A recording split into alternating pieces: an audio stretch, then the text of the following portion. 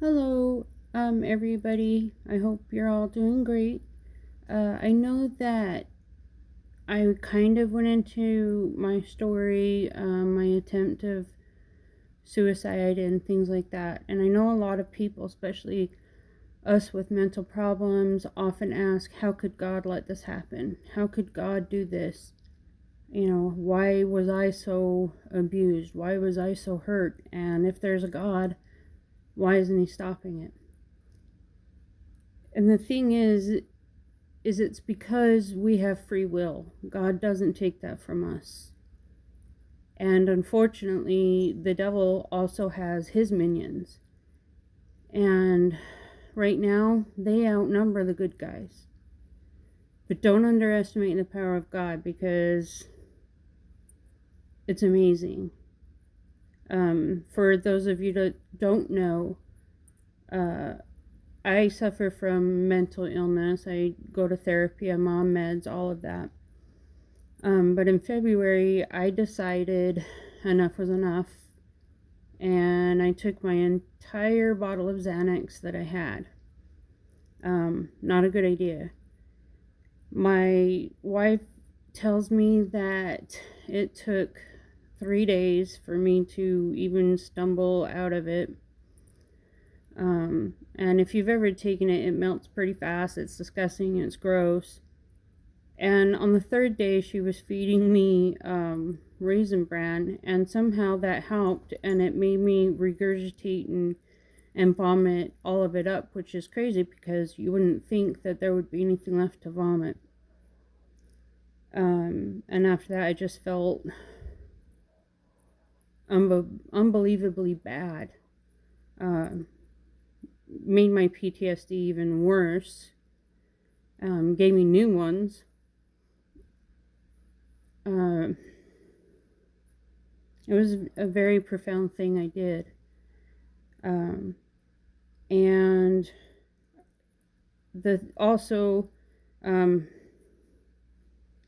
I think it was the fourth night or fifth night. Anyway, I told my wife that I didn't regret it and I would do it again. Because in a way I learned some lessons and things like that. But then I did die.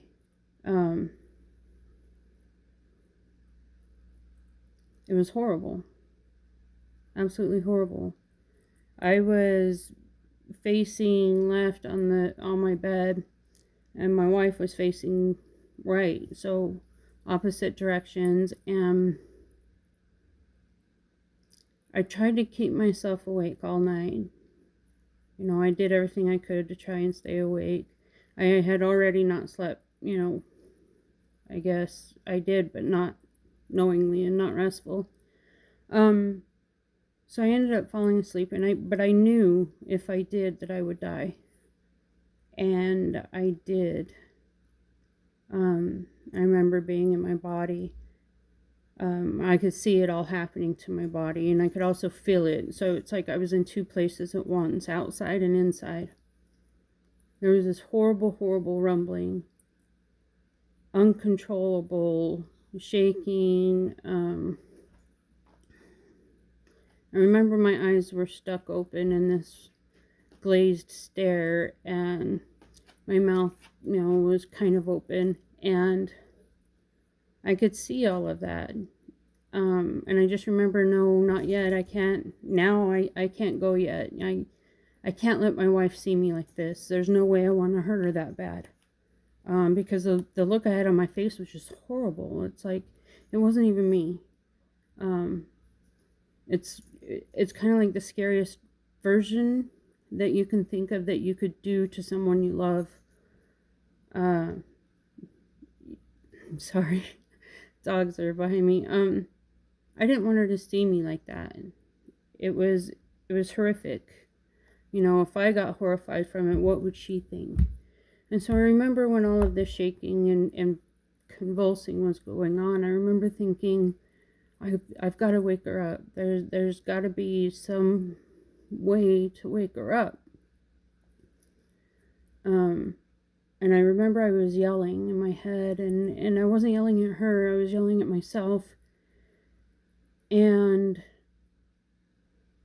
at that moment, I saw her roll over, turn on her lamp, and then she asked me what was wrong, and she must have knew because she walked around the bed, came and said my name a few times, and touched, and I came through. And I remember just, thanking God for it, but I was in such pain.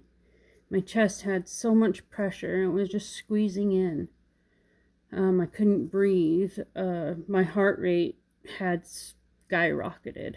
Usually I'm around 65, 70 beats per minute. I got up to like 126 beats just that fast. And it didn't slow down for months. And I kept like, I deserve this. I shouldn't have done what I did. And I promised God I'd never do it again. Because what I was shown and the things I had been through. And I think that I learned a big lesson. I was told by some not to share my experience because obviously it was meant for only me. I don't believe that to be true. I think people do need to hear it. They do need to realize there is a God and it is real. And I'll tell you why. About two weeks after that, or a week after that, I suffer from amnesia anyway, but this incident didn't help, and I can't keep the dates really straight anyway, because I wasn't really fully there. But we had lost my father-in-law and my wife's dad, and her mom is grieving pretty hard. They're now living here with us, and I say they because it's her mom and her Aunt Dee, developmentally disabled, intellectually disabled, and they're having a hard time. And my wife says, Kim, will you go talk to him? Will you let him know some stuff? And I did. And as I was talking to them, about loss and how we'll see him again, and just how if we stick together as a family, we're stronger. The devil, evil, Satan, Beelzebub, whatever you want to call him, he will tug harder and harder at you the more you fight him, and the more you survive, because he doesn't like that. But he definitely had a grasp on me for me doing that. And so I was telling them about my situation. When they moved in, they didn't know I had done that, and I asked my wife not to tell them, because they had enough to worry about with the loss of her husband. And it was hard to go out there and tell them what I had done, especially under their noses. They had no idea that I was going to do that. I really had no idea I was going to do that. Excuse me. And so I was talking to him, and I was letting him know my experience, and just all this enlightening information that I had learned in such a short amount of time. Here on earth, it was a short amount of time, but wherever I was, wherever I was stuck, it wasn't the same. But I felt so wonderful, so uplifted, so light while I was talking to him. And, talking to them about love and about Jesus and about the Lord, and praying and letting them know some of what had happened to me. And it seemed to help them too, talking about this experience. So I wanted to tell you guys, even though I was told not to, that it's a personal thing that God showed me. But I think it's important that we tell these stories so people will know. How else are you going to know that it's real unless you find someone that's experienced it? Yeah, you need some water. Sorry. And so after this happened to me, and I was explaining things to them, it was like small miracles kept happening.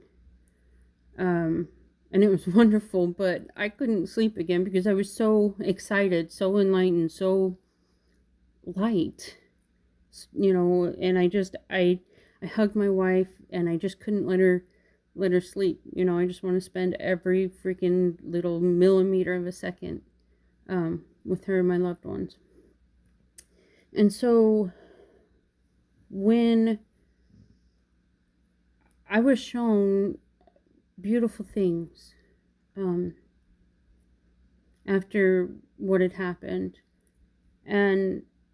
but I was also shown horrible things, and my wife going through that, she was so worried and so scared, and she would pray for me. She always has, and so I saw what I had done, how it impacted her. Excuse me.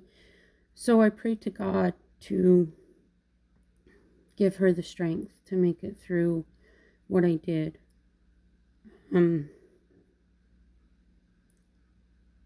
that night, because I couldn't sleep, I'm wide awake in the dark, and I have all these thoughts in my head, and I'm like, I got to remember that. I got to tell people this message. I got to tell people that message. And I wish I had, because I haven't forgotten, but there's part of me that did forget some stuff. So anyway, I was praying that God would give her the strength and protect her, especially for the bad elements that I attracted to our home. And when I prayed, I looked over, because I dropped to my knees. I went over to her side of the bed while she was sleeping, and I dropped to my knees, and I prayed so hard that God would have his loving arms wrapped around him and keep her safe and give her the strength. And as I was sleeping, I looked over, and I saw these really large white wings all around her. It's like she was in the middle, even though she was laying on the bed. And I just saw these large wings. There was 4 of them all the way around her, and I saw them closing. And during that time, I wasn't scared. I felt amazing, and I felt blessed to be able to see that. And the next day, she told me that she felt rested, no longer stressed or worried. And I felt so good because of what I had witnessed. And, that alone is uplifting. And I can't tell you the comfort and the safe. I don't know how to put it, because I've never really felt safe my whole life. But I felt so safe and so loved and so comforted.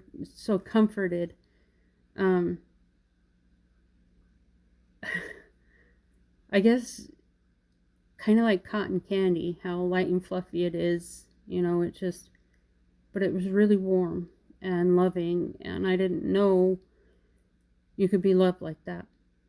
And so after that, that night I'm lying there awake, and I look around my room, and again it's dark. I look around my room, and it's just this beautiful greenery, like a jungle. Beautiful trees, vines, flowers, plants, everything. Sorry, my dog is walking around. And it was just so beautiful, and it was everywhere I looked in my room. On the walls, on the ceiling, it was just absolutely gorgeous. And then it stayed there for a good long while, And then I look over in the other corner of my room, just kind of right there behind me, and I see this white presence. I couldn't see any features, but it was like a white robe, with its arms out, like up in the air and towards me at the same time. And I wasn't scared, and I knew I was in the presence of goodness. I knew I was in the presence of love, hope, and I didn't feel scared at all. And so my wife is able to sleep. She's sleeping, because I exhausted her. Sorry, my hair is wacky. Because I exhausted her, wanting to tell her all about my experiences. And, so I'm snuggled into her, holding her tight, just loving the embrace. And I would have missed that had my attempt gone through. But I'm loving on her, and I'm feeling the embrace, and I'm too pumped up. My adrenaline is just going. And so I was holding her and hugging her and just smelling her hair, feeling the love and giving the love. And it's like every little strand of hair on her head was a different life that we had lived together. And it was in such detail.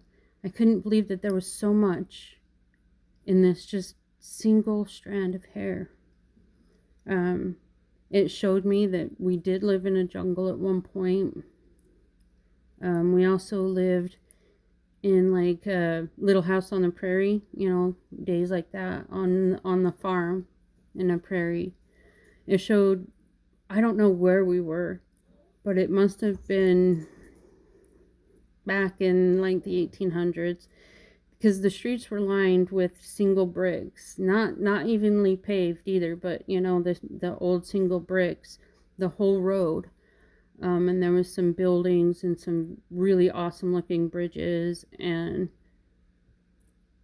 that was in another strand of hair. I mean, each one of those had its own strand of hair, and I'm just like, oh my gosh, could you imagine if every single hair on her head was a previous life we lived? I mean, that's pretty freaking powerful. And it was just so beautiful. And I want to feel like that forever. To be loved like that forever. And we can be. It's simple. We just need to love. We need to hope. We need to help people. And we need to feel love. And it's real. God has it. And the angels are there, and they are watching. And that brings me comfort. As long as I do good and I don't slander, and I follow God's word,